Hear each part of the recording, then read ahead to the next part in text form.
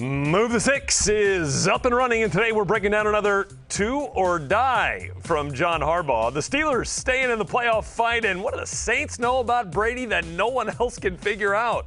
Plus, we've got plenty of football this Christmas week, starting today with a mid-evening showdown on Lake Erie between the Raiders and the Browns. Previewing that one and Monday Night Football, a little doubleheader here on Monday. And one of the first big names of the 2022 NFL Draft is shifting his focus to Sundays. What we're looking at with Kenny Pickett between now and late April. Move the Sticks, starting right now.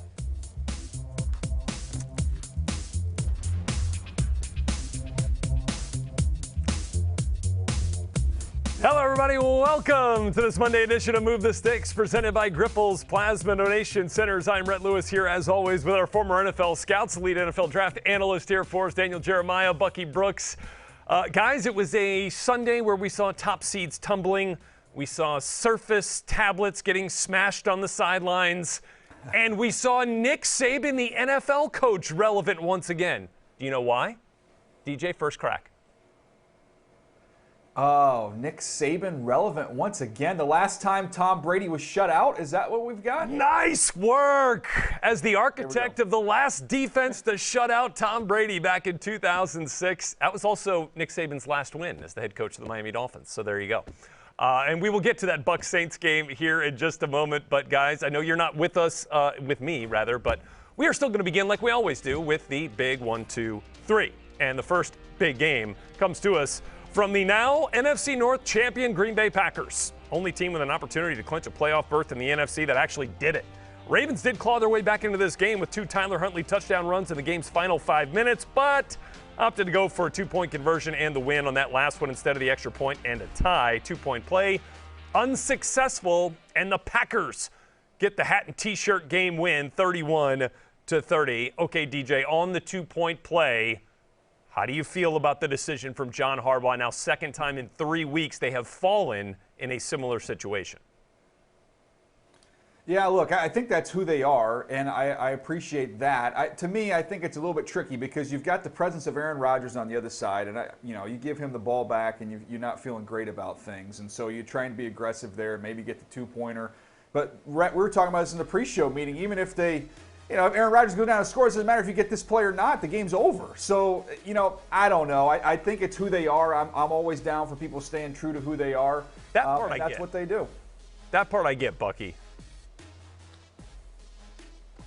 Yeah, I get that part, but if this is what you do, then you do it all the time. And so if you go back and we talk to analytics people, then when they were down 14 and they scored a touchdown to bring it within 1 score, why not go for 2 then? Because then that 8 points will make it a 6-point lead. You score like they scored at the end with 40 seconds left. Now you boot the PAT, you have a chance to go up. And so if you're going to play the numbers equation where 2-point conversions are converted at a coin flip, 47% rate, look, man, the Baltimore Ravens should go all the time because they're living in their world, that world. The coach is obviously comfortable dealing with the blowback that comes when they don't get it. I'm just saying, if you're going to do it, go all the way in. Jump all the way in, 2 feet into the circle, and become the 2-point conversion maven. Go for it all the time and put all the pressure on the opponents to come up with enough defenses to stop it. Problem with that is you got the best kicker in football over there, too. That's kind of like, hey, remember me? Like, I can put this thing through the uprights at a pretty good clip. And to kind of go back to your point, DJ, on that, if they had scored that touchdown on like the last play of the game, no time left, then I kind of understand the 2-point play. But even if you get the 2-point conversion, you're still leaving Rodgers with 40 seconds. So there's no guarantee. At that point, I'd like to just stay in the game, get the extra point. Again, knowing I've got the best kicker in football, if I can get 1 stop, let Justin Tucker put it through the uprights. But I think we got to send our hats off here, DJ, to Tyler Huntley. A phenomenal job stepping in place of Lamar Jackson, which kind of brings forth some interesting conversations about how this Ravens offense operates going forward. Yeah, I was looking up my notes as I look down here, my draft notes on Tyler Huntley coming out. So he was just over 6 foot, so 6'005", 196 pounds. This guy completed 73% of his passes in college. He was efficient. He was very careful with the ball. Did not have a big arm. Was able to escape and make things happen with zone reads. He did the same thing in this game. He used his legs. He was dynamic. You see the 73 rushing yards. this offense looked as good as it's looked in quite some time, and it led me thinking, Buck, about this possibility going forward. And there's been a big debate, are they going to pay Lamar Jackson?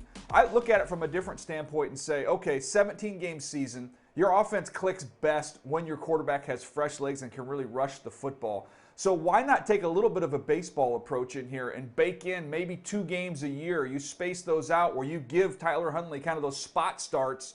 You rest Lamar Jackson so he gets the bye. He gets 2 other weeks to rest with Huntley out there. I think they can operate this offense, and it keeps Lamar fresh as you go through the season, because Lamar without fresh legs, this offense does not operate very well. Yeah, DJ, I think you bring up a good point, and we've talked about it, and I've gotten blowback for some comments I made in the spring about maybe the Baltimore Ravens should take a collegiate approach and maybe let Lamar Jackson graduate at the end of the term. Now, I won't say that they need to necessarily let him graduate, but I do believe that they may have stumbled upon something that can work for them.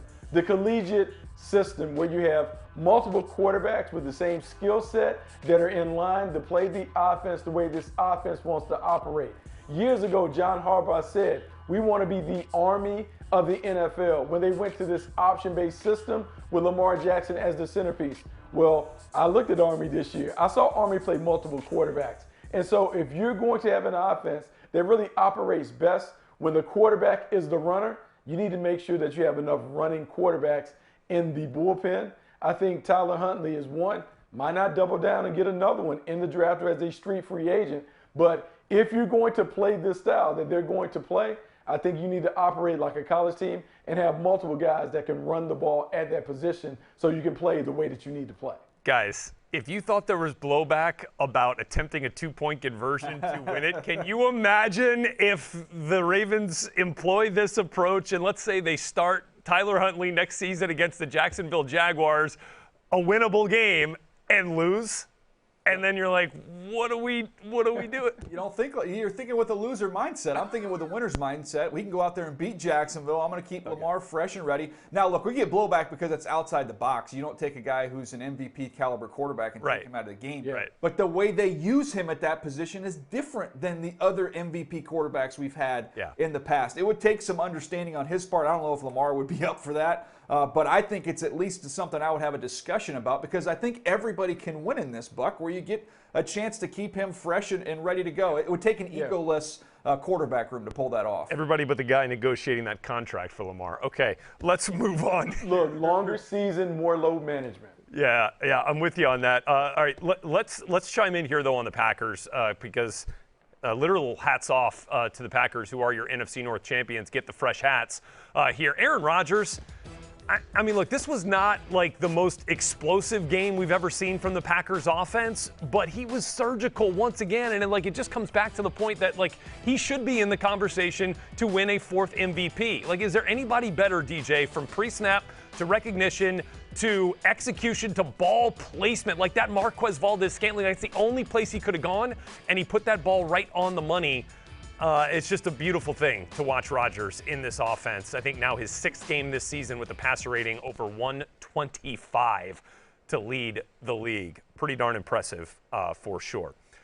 Okay, shall we move on to game number 2 here of our Big 3 on this Monday Move the Sticks? Not the most prolific offensive output you've ever seen between the Titans and the Steelers from Heinz Field.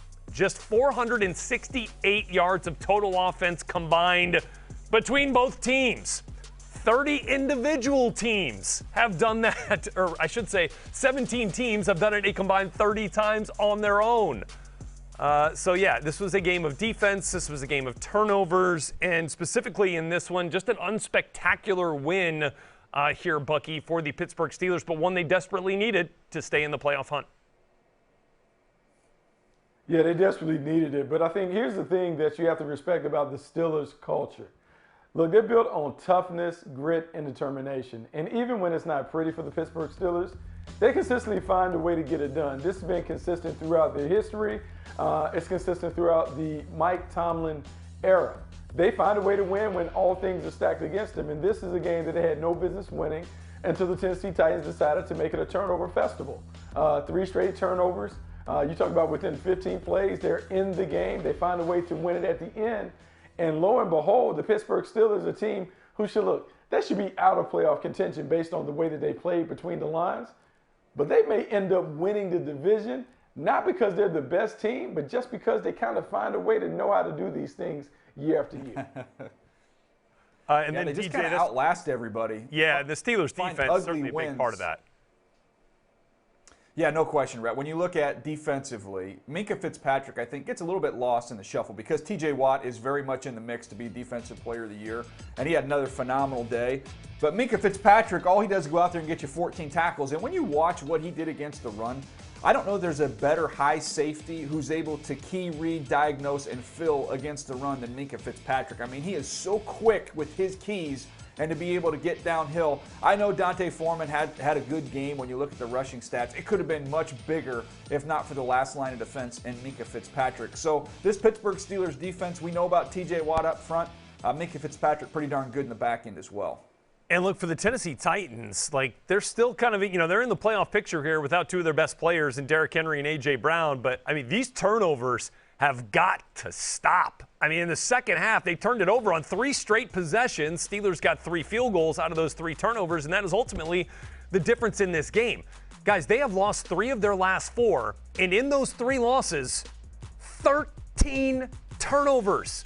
4, 4, and 5 in those 3 games. Like, that's not because they lost Derrick Henry or because they lost. I mean, you got to take care of the football when you're down some of these marquee players. And I think it also illustrates, like, Deontay Foreman had over 100 yards. They've been okay running the football without Derrick Henry. It seems even more clear with each passing week that A.J. Brown has been out that he is the most valuable piece of this Titans offense here, Bucky, and one of the biggest reasons why they can't get off the ground here. Yeah, no, they can't get off the ground without their stars. And look, Deontay Foreman might have had over 100 yards, but they still missed Derrick Henry because it changes the way the defenses play the Tennessee Titans. And Ryan Tannehill hasn't been the same player since Derrick Henry was put on the shelf. But you're right about A.J. Brown. A.J. Brown is the #1 receiver. A.J. Brown is the difference maker in this offense. Julio Jones is not what he once was, and he's always injured. And so when I look at this team, they certainly miss Derrick Henry, but, man, A.J. Brown is a key contributor. I think we now have a greater appreciation for what he brings to the offense as a playmaker on the perimeter. All right, guys, let's get to game number 3 here of our Big 3 on this Move the Sticks Monday. Well, feels like everybody felt some of Tom Brady's frustration in this game. The Saints sideline. Backup wideouts, probably Gronk at some point, the Microsoft Surface. Brady shut out for the first time since 2006. Bucks miss an opportunity to clinch the NFC South Division title. Saints get the 9-0 win. Cam Jordan, unblockable in this game. 2 sacks. He now has 100 for his career. Congrats to you, Cam Jordan. 2 of the 4 sacks on Tom Brady. Saints into the 7th seed and final NFC playoff seed. For now, more on that in just a moment here. But, DJ, what do you think of the pressure plan by Dennis Allen and the Saints here to get after Tom Brady in this game? Well, they did it with what's always given Tom Brady trouble for 20 years, right? We talk about that interior pressure, but they didn't do it with their tackles so much as they did it with their big ends. They've got 2 unique guys, 2 unique body types, and you've got Cam Jordan, Marcus Davenport, who you line up outside. They were able to get them isolated inside on guards. They did it by running games. They did it by just walking a linebacker down on the outside, which would free them up on guards. I think this is something we're seeing around the league, is just trying to isolate these interior blockers with more athletic, rangy defenders.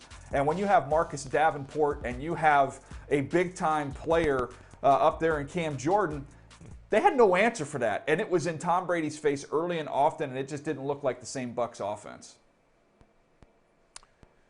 And, Bucky, it felt like the front was attached to what they want to do in the back end as well, with how they tried to take away some of the stuff that Tom Brady likes to get that ball out of his hand quick.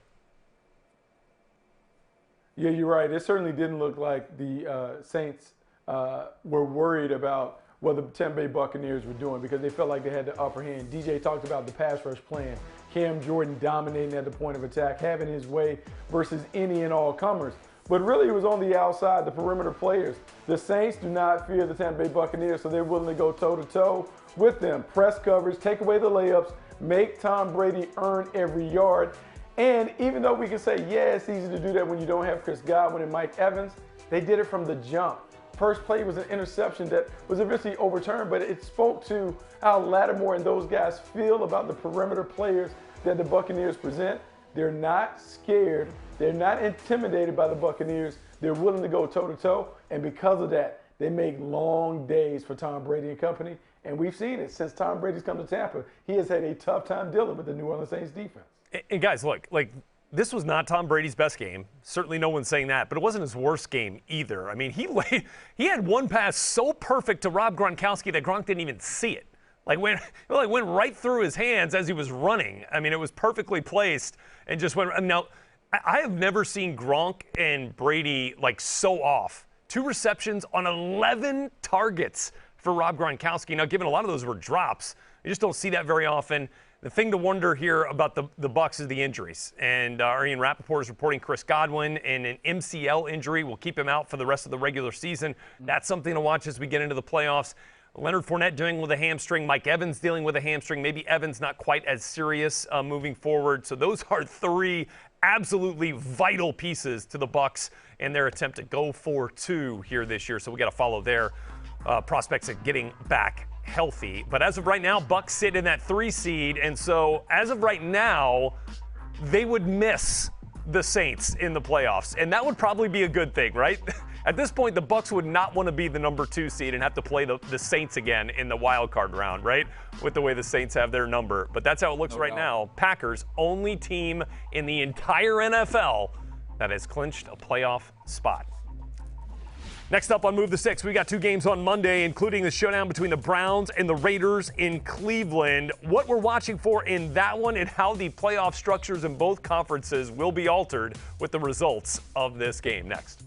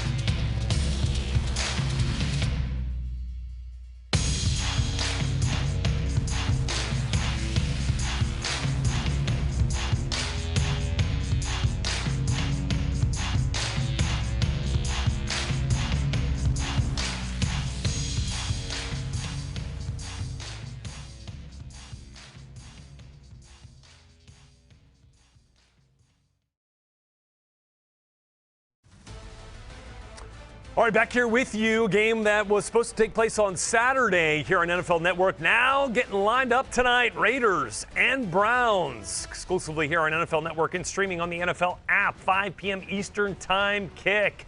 Giving us 2 games here on a Monday with Monday Night Football to follow. And this is a pretty interesting one here, guys. Rhett Lewis, Daniel Jeremiah, Bucky Brooks back here with you on Move the Sticks. The Browns, with a win, will vault to first place in the AFC North, but with a loss, will be the number 12 seed in the AFC. That's kind of the state of affairs right now here in this game, and they're going to be without their head coach, Kevin Stefanski, did not test out of the COVID protocols. Also going to be without their top 2 quarterbacks in Case Keenum and Baker Mayfield, in addition to like 20 other players that have been on the COVID-19 list here, which is why we're playing this game on a Monday. They will have Nick Mullins, though, guys. And, I mean, look, there's one thing we can say. I think this might be the best third-string quarterback in all of football right now. Am I right, DJ? Yeah, well, there's like 6 of them. There's like 6 teams that carry 3 quarterbacks. So, yeah, he's the best of those 6. I'll give you that. And Bucky, by the way, we'll get to in a second. I know Bucky is the president and has long been the president of the Nick Mullins fan club. But, look, this game, when you look at it, everything's stacked against the Cleveland Browns in this one. I think they get a chance to just play with kind of house money here. And they've got a couple guys that can take over a football game with the absences that they have in place. And that's Myles Garrett. See if he can go ahead and take over the game at the line of scrimmage. We've talked a lot about teams trying to isolate their edge rushers on interior guys. I think you'll see them try and get him matched up a little bit with Alex Leatherwood inside, see if he can't have some fun in there. And then you flip it over to the other side. Nick Chubb, man, Buck, you're going to give him the ball as many times as he wants it in this game. With the injuries that they have and the pass rush that the Raiders have, I got to imagine that Nick Chubb's going to see the football an awful lot. He absolutely is going to see the ball an awful lot. I think this is a perfect opportunity for the Browns to get back to their identity. I know Kevin Stefanski is not there, but when you think about the way this team really wins, they win because of their running game and their defense. But when I look at the people that are missing, they still have the running game intact, and they still should be able to play really good defense against a Raiders team that has struggled in certain areas. This should not change what the goal is for the Browns tonight. They need to beat the Raiders up by playing a physical brand of ball on offense, and then defensively, they have to make Derek Carr uncomfortable. With Myles Garrett and company still available and together at the line of scrimmage, yeah, the Cleveland Browns can win this one. I would expect them to play well. Look, again, I know we were joking around a little bit, but Nick Mullins has played a season's worth of football in his career. He has started 16 games. He's won 5 of them. Remember his first start against the Raiders off that. On like a Monday night? You are not backing off that. Wave that flag. Wave that Nick Mullins flag. No picks? Come on. Southern Miss? Golden Eagles? Let's go, Nick Mullins, tonight. Yeah. 5 p.m. Eastern, right here on NFL Network. Look, backs against the wall. Nick Mullins will rise up for the Browns. All right, here we go. Let's get to the next game. Here we go. Monday Night Football, Vikings and Bears. Interesting one here because if the Vikings win, they will jump the Saints for the 7th and final seed in the NFC, at least for like 12 hours until tomorrow when Washington and Philly could totally shake up the bottom of that NFC playoff picture again when they play on Tuesday night, one of 2 games tomorrow as well. But let's start with this game here. It's an elimination game for the Bears. Although it kind of feels like may have already seen that here. But the Bears lost and they are officially done from the postseason. DJ, what does this Vikings defense need to do? Much maligned defense this year to try to slow down Justin Fields. Well, I know that this has not been the same defense they've had in the past, but I know one thing that is the same, and that is in the middle of that defense, Eric Kendricks playing at a ridiculously high level, and he does it both against the run and against the pass. And when you look at this game, he's going to have to be able to step up to slow down Justin Fields. Justin Fields wants to move around. He can mirror him. You want to talk about a perfect spy for somebody like Justin Fields. It is Eric Kendricks. He can also be a big-time weapon as a blitzer. So I think he's instrumental in this ballgame for the Vikings. What do you think, Buck? What's Justin Fields got to do tonight for the Bears? Look, man, I think Justin Fields has to play within the confines of the offense, meaning he needs to make the plays that are there to be made. And then every now and then he can get off the script. But I think the Bears are at their best when they incorporate David Montgomery. They're able to run the football. They're able to do some things that allow them to control and dictate the terms when they want their young quarterback to make plays. So I need to see him play a clean game in terms of avoiding the turnovers. And then literally just simply take what they give you. If they give you the checkdowns, take the checkdown. They give you the outside short routes, take that. If Justin Fields does those things, he can put immense pressure on the Minnesota Vikings because we know his natural athleticism is going to lead to a few plays that he makes that are off the script. Yeah, and take the green space in front of you if you're Justin Fields, especially if that's what the Vikings defense is going to give you there. He is so electric when he gets out in open space. All right, guys, a lot more to get to here on this Monday edition of Move the Sticks, presented by Grifols Plasma Donation Centers. When we come back, Colts with a big win on a Saturday night over the Patriots. So what did we see in that one and what it means for the AFC going forward here? Plus Plus, maybe a little Mac Jones grade when we come back.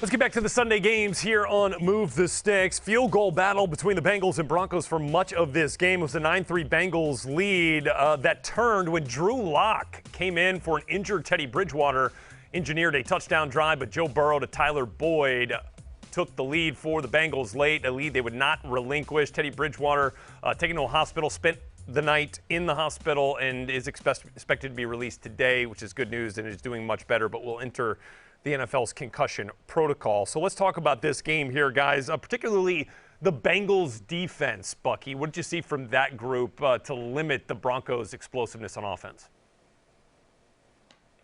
You know, here's what I like about the Cincinnati Bengals and why I think they are a legitimate threat to not only make the playoffs, but to do some damage in the playoffs is they are a blue-collar unit that gets after it, man. The effort that they display up front, Trey Hendrickson, Sam Hubbard, Larry Ognobi, like they have some guys that get after it. And because they play so hard and play with so much energy, plays just kind of tend to happen for them. And so when you think about teams as we're lining up the AFC North and you're looking at the pros and cons of each team, I just look at this defense and I think this defense is good enough to get them over the threshold. I like what the Cincinnati Bengals are doing. And I look at it, Buck, it's interesting. You mentioned that defense and how well they're playing. I still have some concern in the back end. I don't think that the Denver Broncos were equipped to take care of that because of their struggles at the quarterback position. But this is a win to me that's a big deal for the Bengals because this is a difference between good teams and great teams. The good teams, they get in these muddy, ugly games, and you win some, you lose some. The great teams find a way to the winner's circle when they're not playing their best ball. For them to go on the road, it's against a very good Denver Broncos defense, kind of mud around a little bit, but find a way to the winner's circle. That's a great sign that this team is taking the next steps. Guys, the Broncos offense is so frustrating. Like, they have so much explosiveness on the outside and at the receiver position, at the tight end spot, and you get a game Running in which backs. Jerry Jeudy and Cortland Sutton combined for 2 catches, all of them from Sutton. Jerry Jeudy, 0 receptions in this game for a first-round wideout with that kind of talent. That's just, like, unacceptable. I don't even care what defense you're playing. You got to get that guy the ball some way, somehow. It is frustrating for the Broncos, and I'm sure for Broncos fans to watch those guys run around without getting the football. So the Bengals, though, with a big win and a big matchup coming up next week in the AFC North against the Ravens. All right, let's get back to another game we saw on Saturday. Colts and Patriots. Nice to have a closer like Jonathan Taylor if you are Indianapolis. Look, I thought the Patriots did like a pretty decent job on him for much of the game, and then he absolutely knocked it out of the park with the 67-yarder to ice the game at the end. And that was quite a way to do it. Patriots knew they were going to run it, knew Taylor was getting it, just couldn't stop it. And the Patriots comeback falls short. Colts get the big win, 27-17 here. DJ, quick Mac Jones thought, tale of two halves. F in the first half, A in the second. Going to give him a C. What do you think? Oh, there you go. Look, that's a fair grade from you. I actually came away from that game kind of encouraged because it's the first time we've seen Mac Jones and everybody knows you're going to throw the ball scenario, and actually played pretty well in the second half of that ball game. But the story of the game really was the line of scrimmage that was won by the Indianapolis Colts. And they were the more physical team. You saw Jonathan Taylor deliver that knockout blow. But I look at them on the defensive side of the ball. They're able to get penetration. They're able to get knocked back up front. And I look at the linebackers. When you look at Darius Leonard and Bobby Okereke, these guys are so long and athletic and rangy, and that has been what teams are looking for in the draft for these off-the-ball linebackers, trying to find guys just like this. And Buck, Chris Ballard has two of them. He does have two of them. DJ, I kind of equate what the Colts are doing on defense to what Syracuse has done for years in college basketball. They play their two-point zone. Jim Boeheim has figured out how to put those 6'7" long wing players to really make the zone a bigger zone. Well, that's what the Colts are doing with guys like Darius Leonard in the middle of that defense. When you play zone coverage, you got your eyes on the quarterback. You now have a bigger body in the middle of the field or in those passing lanes. It makes it harder for quarterbacks to find those open windows. It leads to more tips and overthrows because you're trying to navigate around those long bodies inside. And as a result, we're seeing more interception. This is a team that's tied for first in takeaways with the Dallas Cowboys because, man, their guys are long and rangy, and they make it difficult and challenging on the quarterback to fit the ball in the small place. And look, good for the Colts. They figure out a way to get a win, and they got to have it spot against the team that was the #1 seed in the AFC. That's a huge win. Thought Frank Reich did a fantastic job managing that game, and in essence also kind of managing Carson Wentz a little bit. I want to go back to the last two losses this team had against the Tennessee Titans a few weeks ago and then against the Bucs more recently.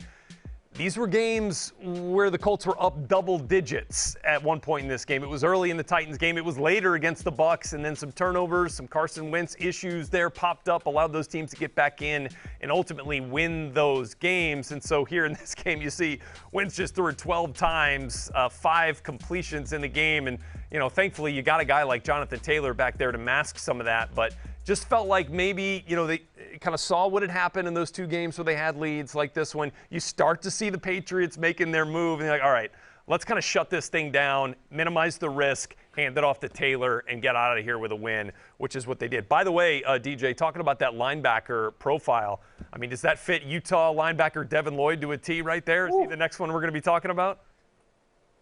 Yeah, it's exactly who he is. He's got that inside-outside flexibility. He's got that range, and he shows up in pass coverage. He's the next one. Kyle Whittingham calling him the best defender to ever come through the University of Utah. Pretty high praise right there from the Utes head coach. Wow. All right, more to come here on Move the Sticks. It is a 2 for Tuesday. Oh, wait, we got to go back to Thursday night. Hold on a second.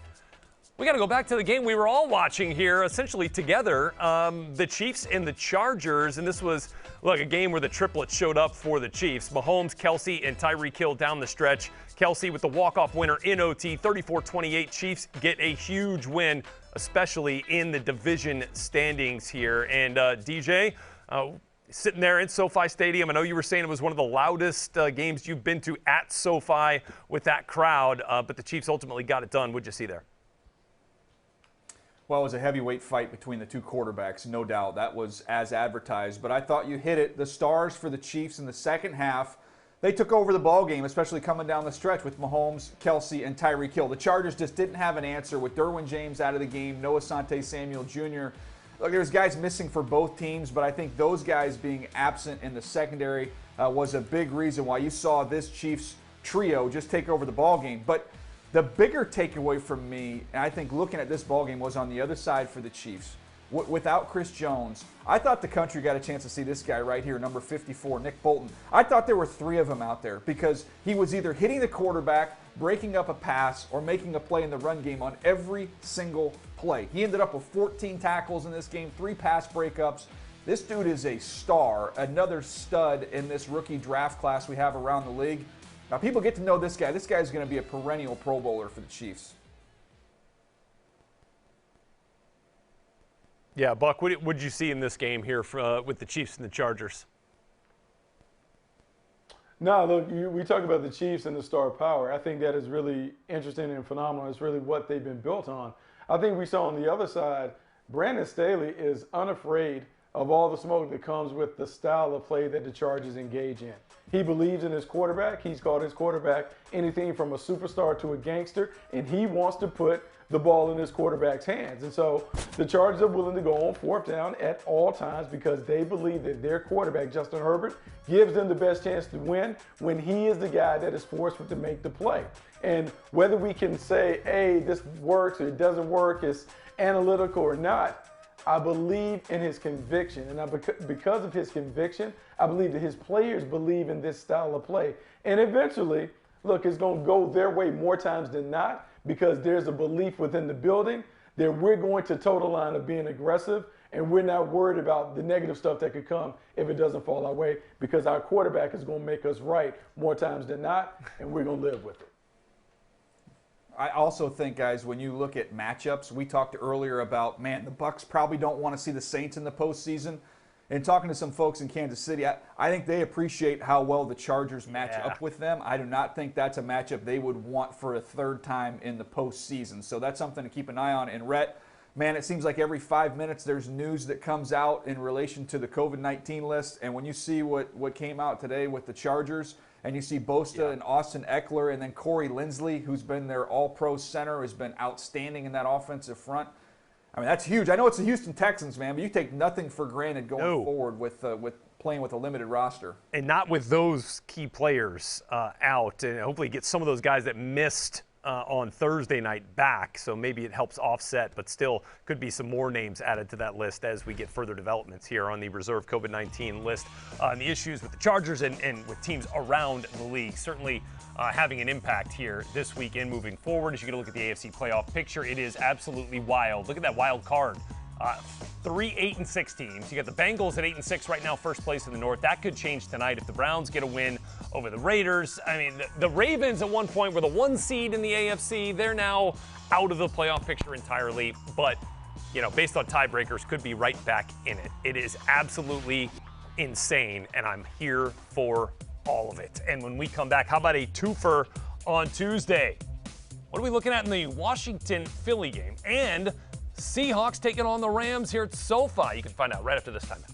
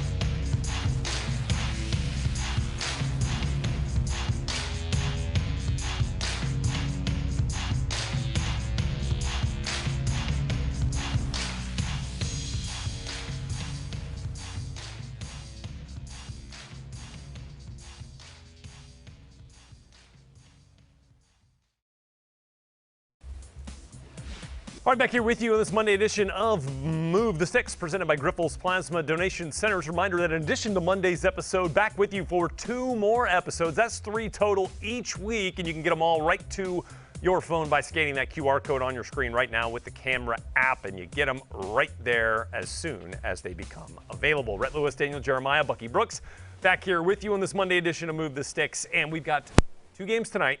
1 game kicking off here very soon between the Raiders and the Browns. And then tomorrow, we get another double dose. Little Tuesday doubleheader here. And we'll start with the Washington football team in Philly, NFC East matchup against the Eagles. DJ, what are you watching for in that NFC East matchup? I'll tell you what, a guy that intrigues me, and I've always enjoyed watching him as a player, and now you're starting to really see him come into his own, is Dallas Goedert with the Philadelphia Eagles. They make that trade with Zach Ertz, really just to kind of free up opportunities for him. Then they give him a new contract, and he has delivered. I mean, he is a big physical guy who helps you out in the run game as a traditional Y, and then he can get down the field, make things happen, and do things after the catch. So he's really one of the best young players in the NFL, Buck. I don't know that everybody necessarily knows about this dude, but watch him. Watch him in this ball game. Appreciate all the things he can do. Look, he's a talented player. He's really been the centerpiece of their passing game. And what I want to see is what the Philadelphia Eagles look like now that they've been settled with expectations in terms of people expect this team to kind of make a run because of the way the schedule breaks for them and the way that Jalen Hurts and then later Gardner Minshew has played in recent weeks. So can they continue to keep running the ball to the level that they've been running it? And can they win the games that they're expected to win? This is a huge game in my mind for the Philadelphia Eagles in terms of let's see where they are and where they can go. They have to win this one so we can feel good about their prospects of even making the playoffs. Yeah, I'm kind of with you guys here. Washington, certainly dealing with some issues with their quarterback situation. Kyle Allen, Taylor Heineke, they'd love to have one of those guys available for them here. Terry McLaurin's been banged up a bunch. It hasn't felt right for Washington on offense in a little bit here, and see if they can get things on track, depending on who ends up lining up for them at quarterback on Tuesday night. Okay, here we go. The next game on Tuesday, Seahawks and Rams. Rams with a big win a week ago over the Cardinals to get off of the schneid and break that losing streak. And so now they get the Seahawks into town here at SoFi Stadium. DJ, the Rams make it 2 in a row here. I think they do, and to me, this is like literally the only piece of good news for the New York Jets and their fans this year is what's happened with the Seattle Seahawks. So you can watch this game as a Jets fan and actively root for the Rams to win this game, so you end up having 2 top 10 picks. Like that's the good news right now with what's gone on in a tough year for the Jets. But I do like the Rams at home in this one. I think they'll be able to heat up the quarterback a little bit. They'll be able to get Russell uncomfortable. I think the Rams are going to pull this one out, Buck. Yeah, no, I think this is a real tough one because, look, it's a rivalry, but the Seattle Seahawks don't match up well with the Rams. And we talk about matchups and styles making fights. And so for the Rams, this is another opportunity for them to kind of find their way as a star-studded team, and for Sean McVay to continue to impress upon his team. Hey, we need to run the football. Matthew Stafford, I want to set you up for big play opportunities. I want to continue to incorporate OBJ into the offensive game plan because we've seen it. They have enough star power to give any team in this league problems, but can Sean McVay get this team to play the right way? We'll get a chance to see it against the Seattle Seahawks team that is a little undermanned. Yeah, and look, the reason we're seeing this game on Tuesday night is the Rams are going to be shorthanded, and they've got as many COVID-19 additions on their reserve list right now as the Browns and all these teams that have been hit really hard. So how do they handle being shorthanded at a number of positions here against the Seahawks team that plays them tough? It's an NFC West matchup. Like, what does that Jalen Ramsey, DK Metcalf situation look like? Tyler Lockett's availability. There's so many variables in here. Really tough one to call. But it's going to be fun to watch. Seahawks and Rams, 7 o'clock Eastern time kick on Fox on a Tuesday night. How about it? All right, when we come back here on Move the Sticks, not too far from draft season kicking off, and a big name just setting his sights here on the next level. After the break, our first thoughts on possible first quarterback off the board? Kenny Pickett? Let's go.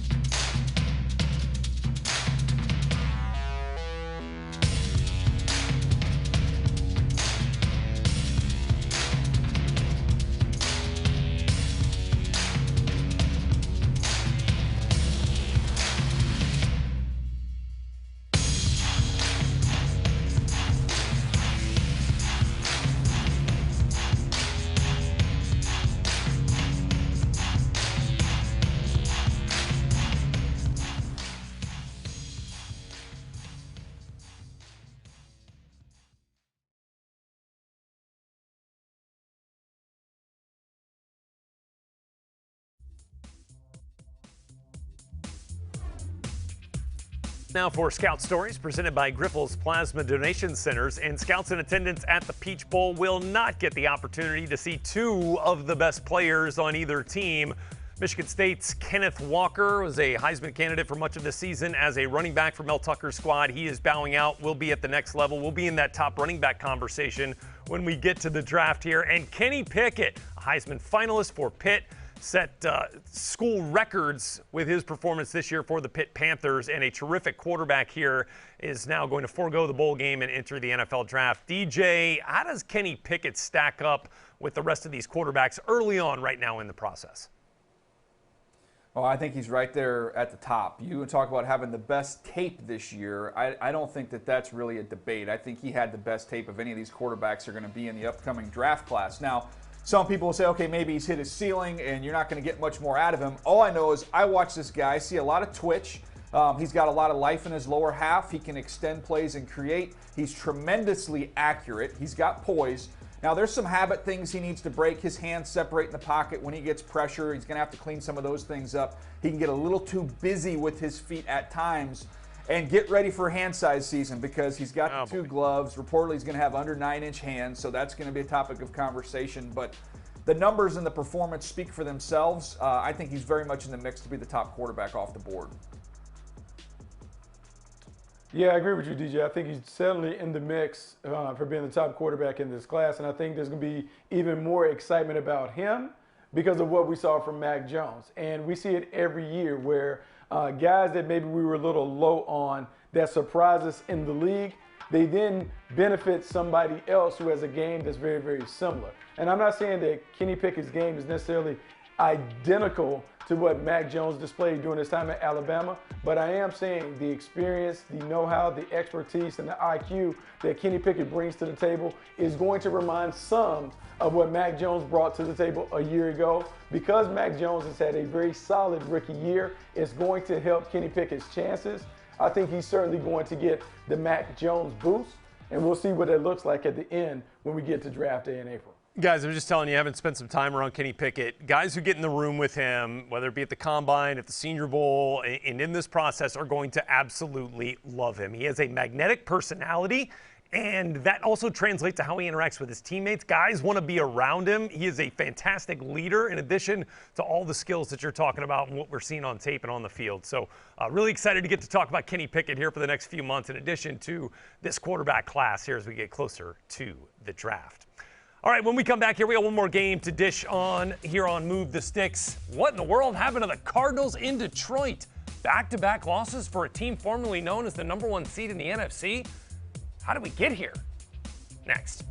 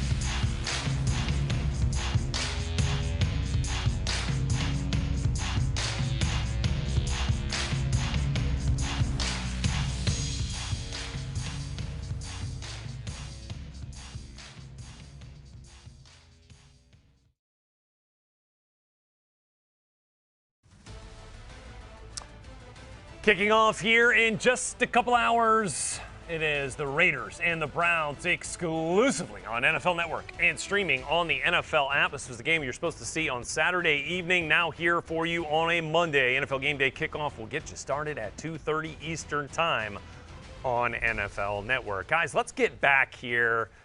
What in the world is going on with the Arizona Cardinals? I get it. DeAndre Hopkins has been out, is going to be out for the next few weeks as well, but there's still a ton of talent on that team, especially to go into Detroit and get utterly dominated by a team with one of the worst records in football for much of this season. So, DJ, are you concerned here with what's going on? Back-to-back losses now for the Cardinals? Yeah, he just lost to the Lions. Yeah, heck yeah, I'm concerned. This is the beginning to look like the Raiders of the NFC. The Raiders we see get off to a hot start every year, then they just collapse down the stretch.